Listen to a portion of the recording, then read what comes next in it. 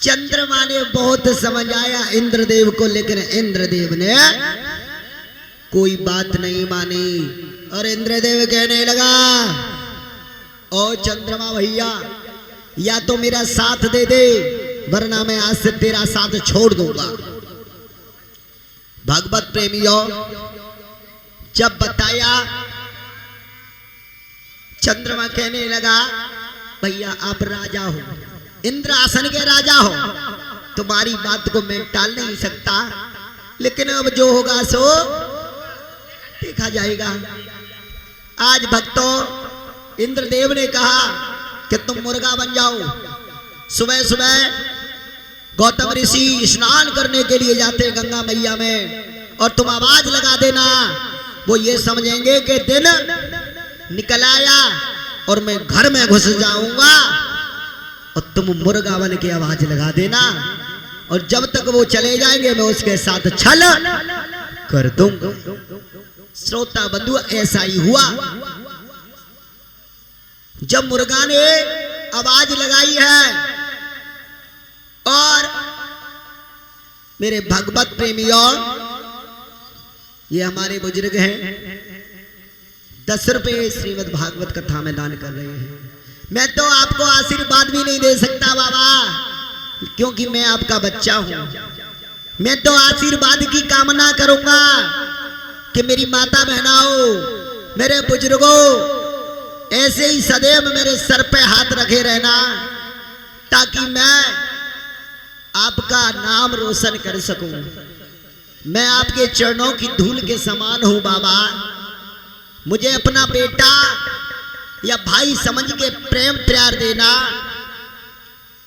श्रोता बंधु हो, आज गौतम ऋषि ने धोती कमंडल को उठा लिया और गंगा मैया में स्नान करने चले गए। श्रोता बंधुओं, इधर इंद्रदेव और गौतम ऋषि का रूप बना करके नारी अहिल्या के पास पहुंच गया, उसके साथ छल कर दिया।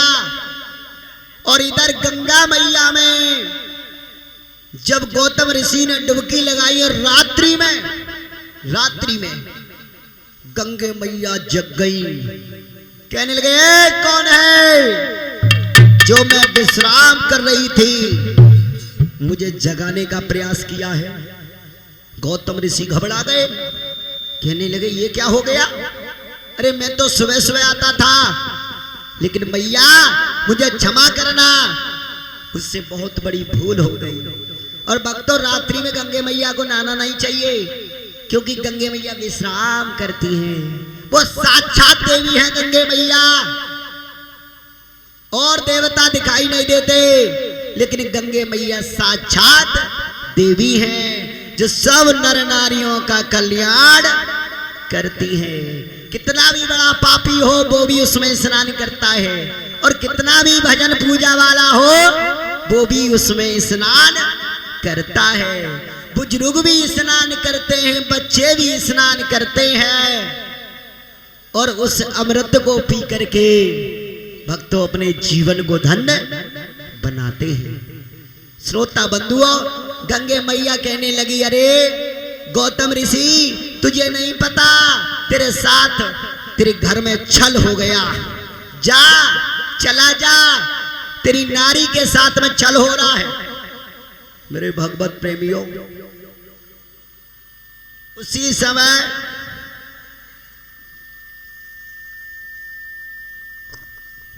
जब गौतम ऋषि वापस आए हैं, तो क्या देखा गौतम ऋषि ने कि मुर्गा बन के चंद्रमा बैठा है मुर्गेड़ी पे, और इंद्र उन्हीं के रूप में निकल के आया अंदर से। गौतम ऋषि को क्रोध आ गया, और गौतम ऋषि के पास भीगी धोती थी, भीगी। श्रोता बंधुओं, चंद्रमा में फेंक कर मारी है तो चंद्रमा पर धब्बा लग गया। ध्यान रखना, चंद्रमा पर धब्बा लग गया, भीगी हुई धोती मार दी क्रोध में आकर के। और एक बात और ध्यान रखना, मैं नहीं कह रहा हूं, ये भागवत कथा कहती है। श्रोता बंधुओं, जो चंदा की तरह चमक रहा हो, इंसान क्यों ना हो, इंसान अगर चंदा की तरह चमक रहा हो, जगमगा रहा हो, उसे दुनिया पूज रही हो, तो उसके बैरी दुश्मन बहुत बन जाते हैं। श्रोता बंधुओं, उस पर धब्बा जरूर लगाते हैं, क्योंकि चाहे झूठाई क्यों ना हो, ये ध्यान रखना। जो चंदा की तरह, तारों की तरह चमक रहा हो, तो यही संसार के लोग, माता बहनाएं, उसको नीचा दिखाने के लिए ना जाने कितनी कितनी बातें बनाते हैं कि ये चंदा की तरह चमक रहा है, इस पे धब्बा लग जाए और ये इसका पूजन बंद हो जाए, इसका काम बंद हो जाए। ध्यान देना भगवत प्रेमियों, इंसान खुद के सुख से दुखी नहीं है, लेकिन दूसरे के सुख से बहुत दुखी है। दूसरे के सुख से बहुत दुखी है। खुद तो कुछ करना नहीं चाहता, लेकिन दूसरे को भी नहीं करने देता। बाबा ध्यान रखना, खुद तो कुछ नहीं कर पाता जीवन में, अगर कोई शुभ कार्य कर रहा हो उसमें बाधा जरूर बनता है। ये ध्यान रखना माता बहनाओं। आज कितना सुंदर चंद्रमा था, देवता था, बताओ बापे तलक धब्बा लग गए तो हम का चीज है? जो कितना पवित्र चंद्रमा था उस पे भी धब्बा लगा दिया, तो हम तुम कोई चीज नहीं है। एक कथा में ध्यान देना। और जो माता बहना हो, जो दूसरों में बुराई देखते हैं, वो जीवन में कभी उनका कल्याण नहीं होता, वो बुराई करने लागे ही रहते हैं। जो दूसरे में बुराई दिखाता है और खुद को अच्छा बताता है, वो कभी कल्याणकारी नहीं होगा। ये भागवत कथा कहती है। श्रोता बंधुओं, ये उंगली है, बाबा ध्यान देना, मैंने आपको ऊपर उठा दी ये उंगली, ये उंगली, ये हाथ की तरफ देखो। मैं बाबा को बहुत बुरा बता रहा हूं।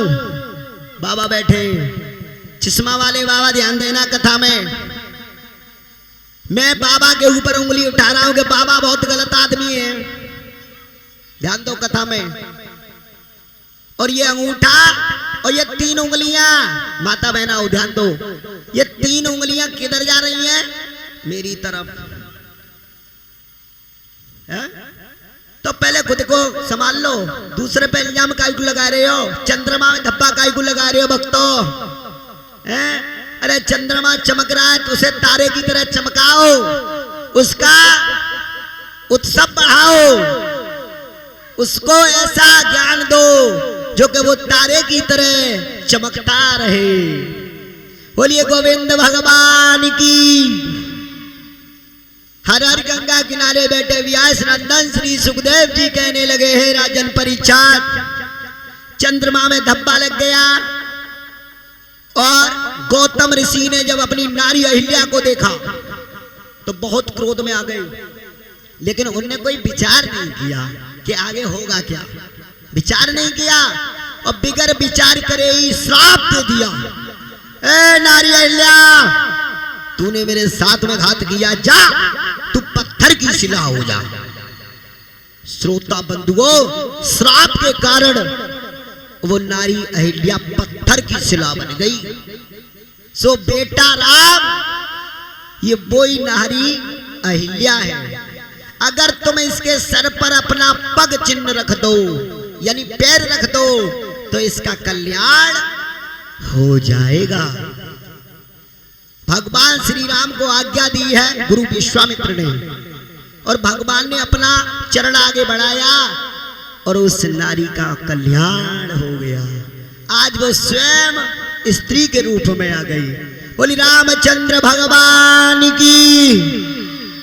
इस प्रकार से प्रभु राम ने और उस नारी अहिल्या का उद्धार किया था। अब आगे प्रभु राम और लक्ष्मण को लेकर के गुरु विश्वामित्र अपनी कुटिया पर पहुंच गए और उनको विद्या सिखा रहे हैं, यज्ञ पूर्ण करा रहे हैं। और इधर चलेंगे सीता के जन्म के बारे में। कथा बहुत बड़ी है। सीता के जन्म के बारे में, किसकी पुत्री थी सीता और इसकी मां का नाम क्या था। श्रोता बंधुओं, कैसे जन्म हुआ सीता का, वही पावनमयी कथा आगे के लिए बताएंगे। और भक्तों, अगर मुझसे कोई भूल हो जाए तो क्षमा कर देना, क्योंकि मैं कोई बड़ा रामायण घोर के न मैंने पी ली।